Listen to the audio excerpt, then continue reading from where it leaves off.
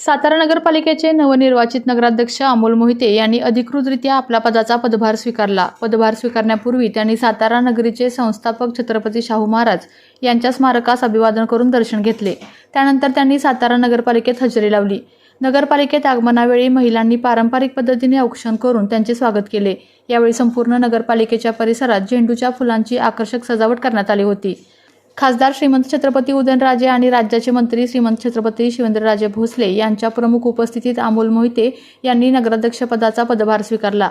या सोहळ्याला निवडून आलेले नगरसेवक, नगरपालिकेचे विविध पदाधिकारी, अधिकारी तसेच कर्मचारी वर्ग मोठ्या संख्येने उपस्थित होते. पदभार स्वीकारल्यानंतर बोलताना नगराध्यक्ष अमोल मोहिते यांनी शहराच्या सर्वांगीण विकासासाठी प्राधान्याने काम करण्याचा निर्धार व्यक्त केला. नागरिकांच्या मूलभूत सुविधा, स्वच्छता, पाणीपुरवठा आणि विकास कामांना गती देण्यावर भर दिला जाईल असे त्यांनी सांगितले. मान्य खासदार साहेब व मान्य नामदार साहेब आता नवनिर्वाचित अध्यक्षांचा सत्कार करत आहेत.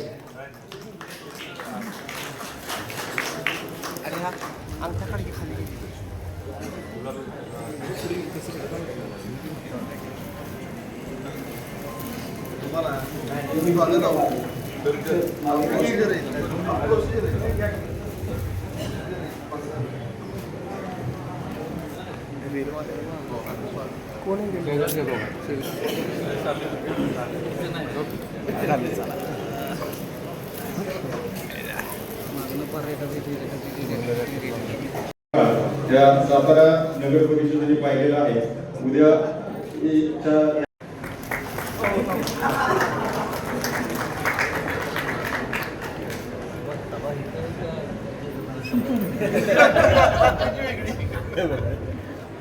बीजेपीचे यांनी मला बीजेपीच्या माध्यमातून जी उमेदवारी दिली होती ती आपण सर्वांच्या प्रयत्नातनं, म्हणजे जेवढे आपण सगळे नगरसेवक आहेत आणि दोन्ही महाराजांच्या प्रयत्नातनं आज मी माझा म्हणजे विजय झालेला आहे.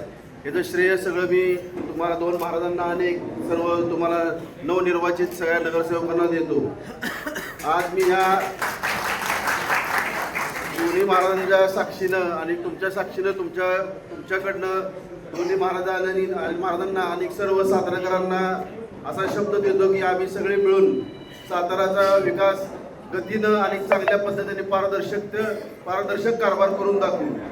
आपले पाणी प्रश्न असून जे कासची आता जी 4-5 किलोमीटरची लाईन राहिलेली आहे ती पण लवकर पूर्ण करून घेऊन आपल्याला 24/7 म्हणजे आठवड्यात म्हणजे 24 तास पाणी कसं देता येईल याचा सुद्धा आपण नक्कीच प्रयत्न करू. 4 वर्षानंतर नगरपालिकेला लोकनियुक्त अध्यक्ष आणि जनतेनं निवडून दिलेले नगरसेवक हे मिळालेत ही वस्तुस्थिती आहे.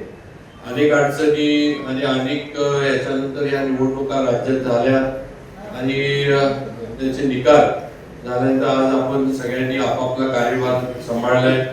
आपण आता काम करायला सुरुवात केली आहे आणि एक सगळ्यांमध्ये आनंदाचं वातावरण आहे की लोकशाहीतली जी प्रथम आहे जी निवडणुका होणं हे जिवंत लोकशाहीचं लक्षण असतं. आणि या निवडणुका कोविडमुळं नंतरच्या कायदेशीर काही गोष्टींमुळं लांबत गेल्या आणि अनेक वर्ष प्रशासक सगळ्या नगरपालिकांवर, महानगरपालिकांवर, जिल्हा परिषद, स्थानिक स्वराज्य संस्थांवर होते.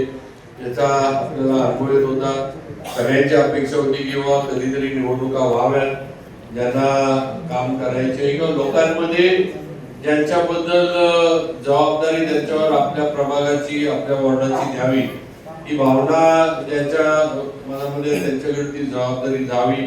आणि आज निवडणुकांनंतर त्या पद्धतीनं आपल्या साताऱ्यामध्ये सुद्धा निकाल झाले आणि आपण सगळेजण आज चांगल्या मताधिक्यानं आपण सगळेजण निवडून आला.